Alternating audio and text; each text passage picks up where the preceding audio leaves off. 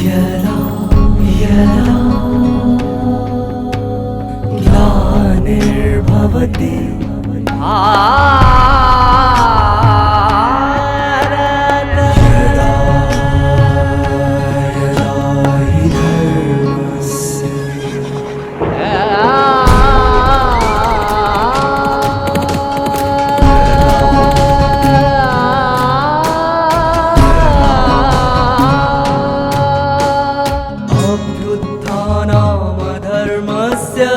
तदात्मानां सृजाम्यहं परित्राणाय साधूनां विनाशाय च दुष्कृतां विनाशाय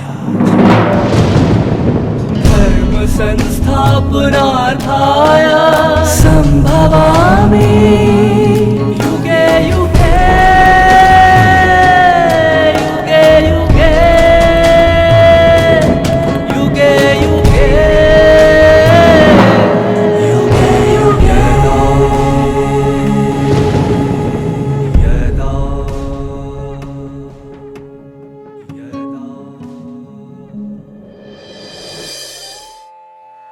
मनुष्य अपने हर कार्य व्यवहार में दूसरों से सहयोग की अपेक्षा रखता है, परंतु उसकी उम्मीदें जब पूरी नहीं होती तब उदास होकर वह परमात्मा को पुकारता है।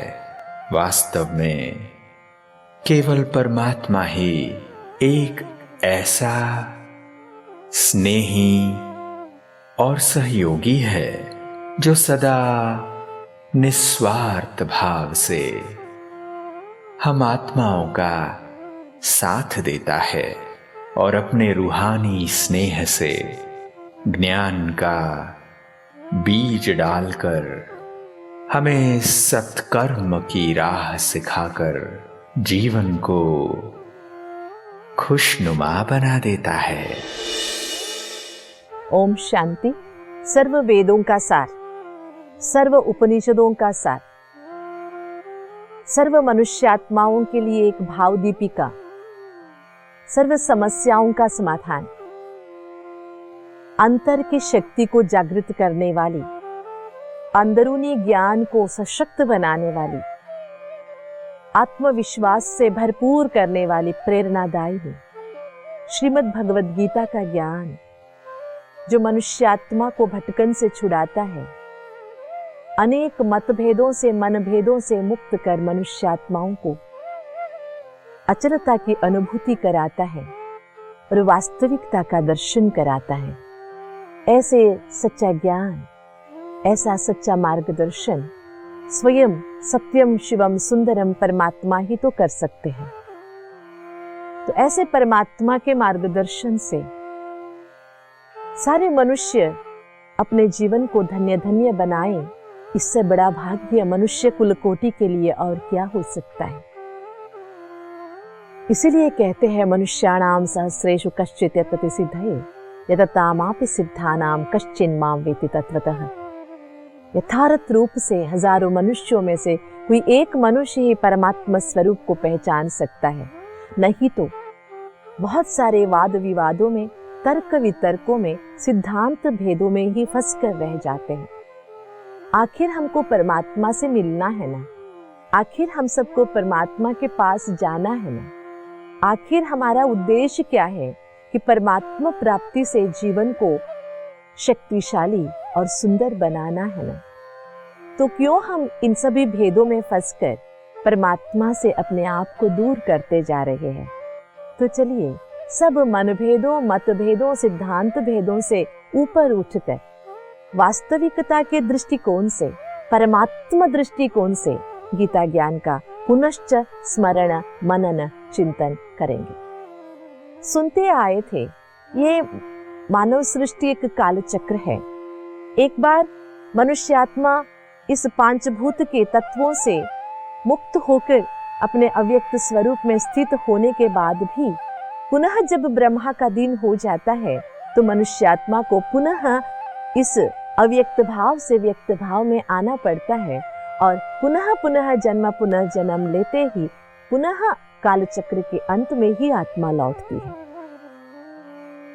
ये ऐसे हो गया जैसे देखिए, बच्चे, छोटे छोटे बच्चे स्कूल गए, स्कूल से वापस आए, वापस आने के बाद मम्मा से कहते हैं घर लौटने के बाद थोड़ी देर हम खेल के आएंगे, क्योंकि स्कूल में तो स्कूल के मित्रों के साथ हमने खेला, लेकिन यहाँ पर हमारे आसपास के जो मित्र है इनसे तो मिले नहीं, तो आज मिल के थोड़ा सा आधा घंटे का खेल के आ जाएंगे। जाते हैं ना, अपने अपने मन के अनुसार अनेक खेलों में व्यस्त हो जाते हैं। कई बच्चे तो घर बनाते हैं, झूला बनाते हैं, क्या क्या खेल करते हैं। खेल करते करते खेल में ही लास्ट में झगड़ लेते हैं, ये मेरा है, ये मेरा है, झगड़ने शुरू करते हैं। थोड़ा सा एक दो को धक्का धुक्की भी करने शुरू कर देते हैं।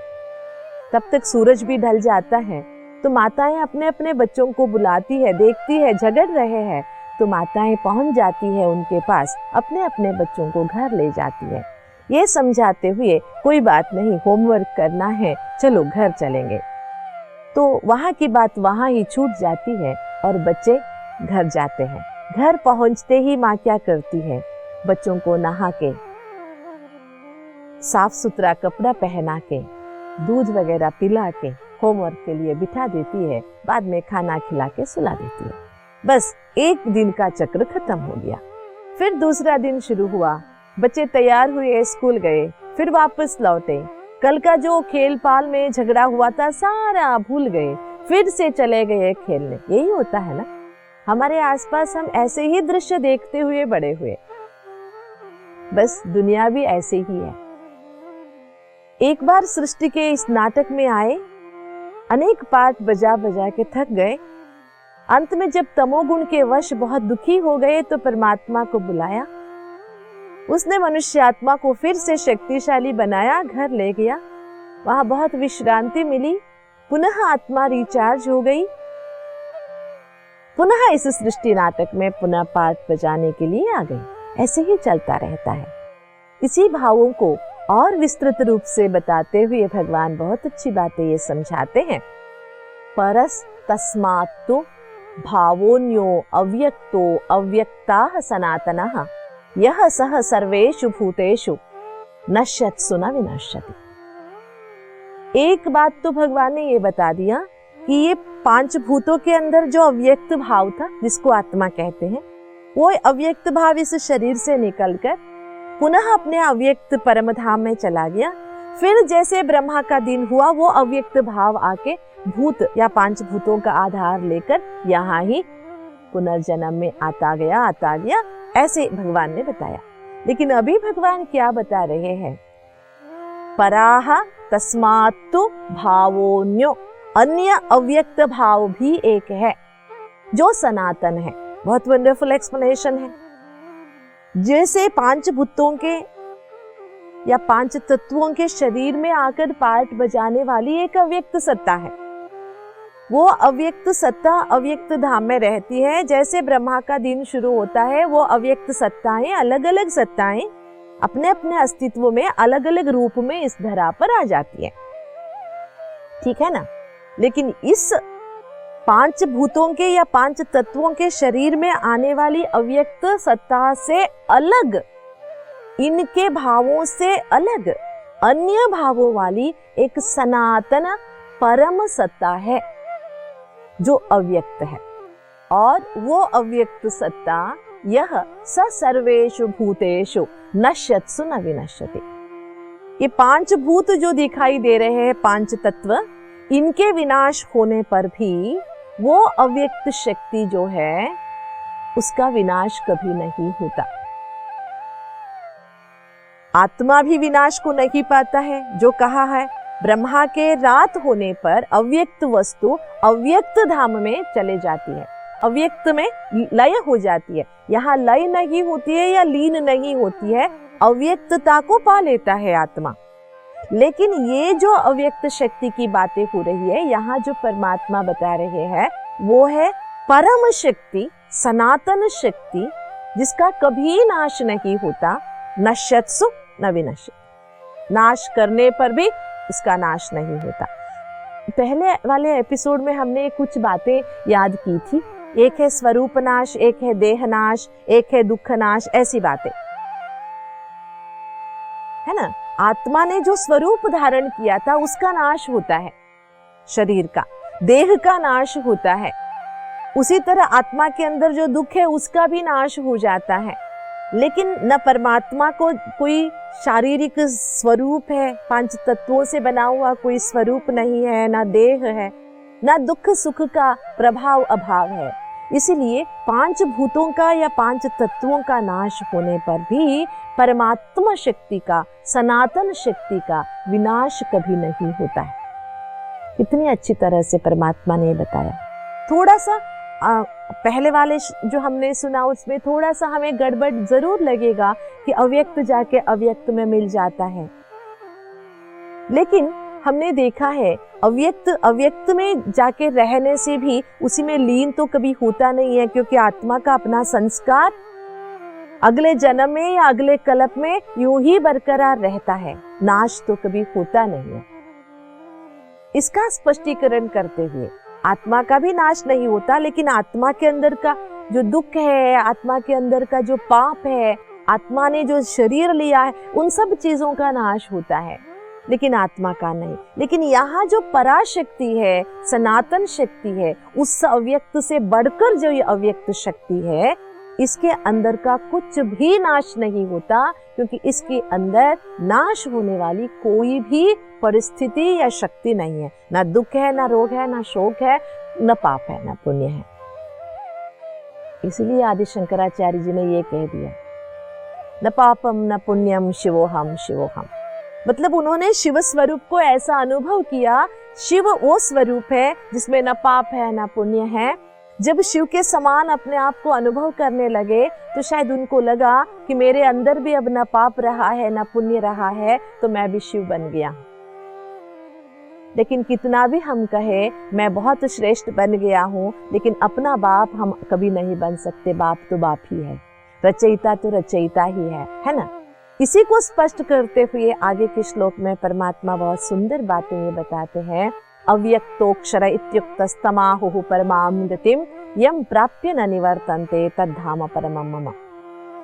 पूरे इस अध्याय में भले प्रारंभ में अर्जुन ने कुछ 7-8 प्रश्न पूछे हैं, उसमें बहुत सारे ये प्रश्न थे। कर्म क्या है, ब्रह्म क्या है, अध्यात्म क्या है, अधिभूत क्या है, अधिदैव क्या है, अधियज्ञ क्या है, और मनुष्य आत्मा को शरीर छोड़ते समय परमात्मा की स्मृति कैसे रखनी चाहिए। ऐसे बहुत सारे जो प्रश्न पूछे गए, उसमें परमात्मा ने अन्य सारे प्रश्नों का एक एक लाइन में जवाब दे दिया, ऐसे दिखाते हैं गीता में। लेकिन ये जो लौटने की बातें हैं, हमारी इस जीवन यात्रा को समाप्त करने की बातें हैं, इसके बारे में तो बहुत लंबी चौड़ी बातें भगवान ने हमें समझाई है। क्यों? क्योंकि हर मनुष्य आत्मा को जाने की तैयारी बहुत पहले से शुरू करनी चाहिए। जैसे जीने के लिए बहुत तैयारियां करते हैं ना, पढ़ते हैं, अच्छी नौकरी ढूंढते हैं, अच्छा घर माहौल ढूंढते हैं, अच्छे जीवन साथी चुनते हैं, ये सब जीवन जीने के लिए हम करते हैं, पैसे कमाते हैं। लेकिन जीवन जीकर एक दिन जाना है और अगला भी एक पड़ाव है, उसके लिए हम तैयारी ही करते नहीं हैं, लास्ट तक कर्म में ही व्यस्त रहते हैं। जाने का जब दिन होता है तब अपने आप से हम पूछते हैं तो लगता है खैर हमारे हाथ तो खाली है, हमने कुछ ले जाने के लिए रखा ही नहीं है। इसलिए भगवान मनुष्य आत्मा को जाने की तैयारी करा रहे हैं, कैसे स्वरूप में जाना चाहिए। जैसे हम दुनिया में देखते हैं, एक सजनी को अपने साजन से मिलना है तो कितनी देर से, कितने दिनों से वो तैयारी करती है। ये भी छोड़िए, रामायण में जब शबरी राम से मिलती है तो कितने लंबी चौड़ी गाथाएं लिखी है कथाकार ने कि कैसे वो इंतजार करती थी, इधर जाके देखती थी, उधर झांक के देखती थी, कहीं राम न आ गया हो। राम के लिए रोज अच्छे ताजे फल रखती थी, चख के रखती थी ताकि खट्टा ना हो। ऐसे तैयारियां करती थी, जन्मों जन्मों की चाहत थी राम दर्शन करने की, उसकी वो तैयारी करती थी। तो सोचिए, यहाँ कोदंड राम से हम मिलने नहीं जा रहे हैं, हम कोई शरीरधारी साजन से मिलने नहीं जा रहे हैं, लेकिन पराशक्ति परब्रह्म परमात्मा जिसने हमारा जीवन दान दिया है, जिसके कारण हम इस दुनिया में हैं, उस परब्रह्म परमात्मा से साकार दुनिया में भी मुलाकातें हो रही है और उसके धाम में भी हमें लौटना है, उसके साथ ही हमें रहना है, उसके साथ ही कदम मिला के चलना है। तो उसके लिए क्या तैयारी करनी है? जो अव्यक्त और अक्षर को ही परम गति मानकर चलते हैं, एक बार अगर अव्यक्त गति परम गति को वो पा लेते हैं तो इस दुख की दुनिया में लौट के नहीं आते। उस परम धाम को अगर एक बार पहुंच जाते हैं मनुष्यात्मा, इस दुख की दुनिया में लौट के नहीं आते। कितनी अच्छी बातें हैं। हाँ जी, एक बार परम धाम में जाने के बाद कोई भी मनुष्यात्मा लौट कर कलयुग में नहीं आएगा। और एक बात याद रखना, सतयुग से जब शुरू होती हमारी यात्रा, बीच में कोई लौट के जा नहीं सकता। इसीलिए तो इतनी सदियों से इंतजार है लौटने की, क्योंकि कोई बीच में गया ही नहीं। जाने की इच्छा तो हर कोई रखता है, लेकिन बीच में लौट के कोई नहीं जा सकता है जब तक साथ ले जाने वाला नहीं आया हो, पार कराने वाला खेवैया ने हाथ नहीं पकड़ा हो। जब तक हमने परमात्मा की इस ज्ञान नैया में अपने आप को अनुभव नहीं किया हो, तब तक हम लौट के नहीं जा सकते। इसलिए हमें अपने अव्यक्त भाव को भी समझना है। ये व्यक्त शरीर है, दिखाई देता है, इसका स्पर्श कर सकते हैं, इसकी महसूसता कर सकते हैं इंद्रियों से। अव्यक्त वो चेतना है जिसको इंद्रियों से अनुभव किया नहीं जाता, और अव्यक्त से भी परम अव्यक्त जिसकी बातें हो रही है, जिसको अक्षर कहा है, अव्यक्त अक्षर इत्युक्तः, जिसको अव्यक्त कहते हैं, अक्षर कहते हैं। तमाहु परमम गतिम, वो ही मेरा परम गति है, परमात्मा ही मेरी परम गति है, मेरा लक्ष्य है, उसी के पास मुझे जाना है, क्योंकि वहीं से मैं आई थी। ऐसे सोचकर उसी को परम गति मानकर जो चलता है, वो फिर अंत तक, अंतिम श्वास तक, इस शरीर में जब तक है तब तक, अंतिम श्वास में भी उसी को परम गति मानकर अगर हम चलते हैं तो उसी के परम धाम में हम पहुंच जाते हैं। और उसी के परम धाम में पहुंचने के बाद हम मनुष्यात्माएं लौट कर इस दुख की दुनिया में नहीं आते। हर मनुष्य आत्मा को अपने अंतर को जानकर, अपने वर्तमान जीवन के कर्मों को सुधारते हुए, अपने चिंतनशीलता को सकारात्मकता की ओर बढ़ाते हुए, अपने अंदर में शक्तिशाली स्थिति बनाकर रखने के लिए परमात्मा को याद करना जरूरी है। ये समझाना इस अध्याय की अहमियत है कि परमात्मा को याद करते रहो। स्मर माम अनुस्मर, माम अनुस्मर, ये जो बार बार भगवान कह रहे हैं, क्यों कह रहे हैं कि दुनिया में भगवान से बढ़कर एलिवेटेड थॉट्स क्रिएट करने वाला या पॉजिटिविटी को बूस्ट अप करने वाला मनुष्यात्मा को कोई नहीं मिल सकता। ऐसा कोई गाइड नहीं मिल सकता, ऐसा कोई साथी नहीं मिल सकता। कोई भी साथी एक हद तक हमें प्रमोट करता रहेगा या हमारे अंदर इंस्पिरेशंस भरता रहेगा, लेकिन जब वो देखेगा ये मेरे से आगे जा रहा है तो हमारा पैर खींचने में वो देरी नहीं करेगा। ये आज हम दुनिया में देख रहे हैं। दुनिया में किसी को भी आप अपना साथी बना लीजिए, ऐसी ही होता है। एक हद तक, एक लिमिटेशन तक सभी आपका सपोर्ट करेंगे। उनको लगेगा ये हमें पीछे छोड़कर आगे चला जाएगा तो हमारा साथ छोड़ देगा। लेकिन भगवान एक ही है जो मनुष्य आत्मा को सदैव अपने से ऊंचा रखना चाहते हैं, और परमात्मा ही वो ताकत है जो हर मनुष्य आत्मा को अपने से ऊंचा बनाने की सक्षमता रखते हैं। इसलिए परमात्मा ने पूरे अध्याय में तेरा अंतकाल कैसा होना चाहिए इसकी बहुत सुंदर वर्णना की है। तेरे अंतकाल में तेरे को क्या क्या स्मृति रखना है। अगर तुमने इस पांच भूतों का शरीर लिया है, पांच तत्वों के शरीर में अभी तुम अपना किरदार निभा रहे हो, तो भी इस शरीर में रहते तुम्हारी सोच कहाँ रहनी चाहिए। यद भावम तद भवति, कहते हैं ना, जैसी भावना है वैसे हम बन जाते हैं। तो सदैव अगर भगवान के बारे में भावना हम बनाए रखेंगे, भगवान के प्रति हमारा सोच चलता रहेगा, भगवान को ही हम अपना साथी मानते रहेंगे, इसका मतलब ये नहीं है हम पूरा विरक्त हो जाएंगे। हाँ, वीतराग भय क्रोध मुक्ता, ये बातें हैं, वैराग्य आएगा, जरूर आना भी चाहिए। देखिए, पानी से लगे हुए हैं, पत्ते के ऊपर कमल खिला हुआ है। जब पत्ते के ऊपर कमल खिलता है तो कितना खूबसूरत लगता है, और जैसे सूरज की रोशनी आती है तभी वो खिलता है, जैसे सूरज ढल जाता है तो वो पुनश्च बंद कर देता है अपने पंखुड़ियां। आपने देखा है प्रकृति का एक विचित्र। इसी तरह जब मनुष्य आत्माएं परमात्मा की ओर आने की प्रयास करते हैं, इसी अभ्यास में तत्पर रहते हैं, तो उनके जीवन का मुखड़ा भी खिल जाता है, वो सभी को खुशी देने वाला बन जाता है। खिला हुआ कमल देखेंगे तो कितना अच्छा लगता है ना। हमारे घर में गमलों में जब कमल खिलता है तो हमें कितना अच्छा लगता है।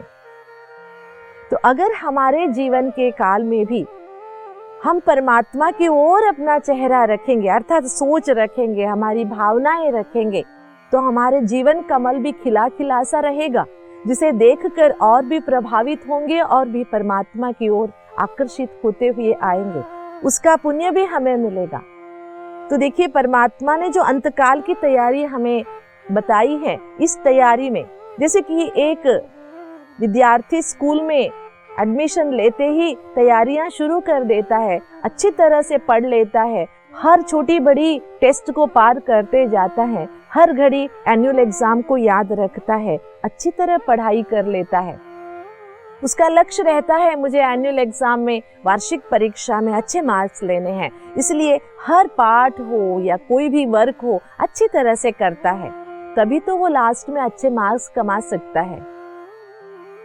हजारों में कोई ऐसा मिराकल होगा जिसने पढ़ाई नहीं पढ़ी, लास्ट में 1 महीना पढ़ लिया और मार्क्स ले लिया, लेकिन उसके दिमाग में तो कुछ बैठा ही नहीं ना। इसलिए ये जो जाने की तैयारी भगवान करा रहे हैं, इसके पीछे जीने की तैयारी है। जाने की तैयारी करते करते हम एक खुशनुमा जीवन जीने में सफल हो गए तो बस जीवन में और क्या चाहिए। अगर जीवन खुशनुमा रहा तो हम जाएंगे भी खुशी खुशी और पाएंगे भी बहुत सुंदर परमात्मा के हृदय का स्थान। तो चलिए, जाने की तैयारी के साथ साथ जीने की तैयारी बरकरार रखेंगे। ओम शांति। गीता ज्ञान परमात्मा द्वारा हम मनुष्य आत्माओं को मिला ऐसा अद्भुत मार्गदर्शन है जिसमें हमारे सभी समस्याओं का समाधान मिलता है और जीवन सहज एवं सुगम बन जाता है। परमात्मा हम मनुष्य सदृश गर्भ से जन्म नहीं लेते, इसीलिए ही वह परम सत्ता कहलाते हैं। हम आत्माएं जो इस सृष्टि चक्र में शरीर धारण करती हैं और अलग अलग स्वरूप से अपनी भूमिका निभाती हैं, परंतु जब आत्मा दुखी हो जाती है तब वह परमात्मा को पुकारती है। तभी परमात्मा इस धरा पर अवतरित होकर सच्ची गीता ज्ञान सुनाते हैं। कलयुग के अंत में आत्माएं अपने शरीर को छोड़कर फिर से आत्मिक स्वरूप में अपने परम धाम को वापस लौट जाती हैं। परमात्मा सद्गति प्राप्त करने की विधि बताते हैं कि जो मनुष्य आत्मा अपने आत्मिक स्वरूप में स्थित रहकर परमात्म स्मृति का अभ्यास करती है, वह अवश्य ही परम गति को प्राप्त करती है। वह अपने श्रेष्ठ कर्मों के आधार से सतयुगी दैवी दुनिया में जन्म लेती है, जहाँ सर्व सुखों की संपन्नता है और दुख का नामो निशान नहीं। तो आइए परमात्मा की याद से हम अपने अंत की यात्रा को सहज एवं सुगम बना उत्तम गति को प्राप्त करें। ओम शांति।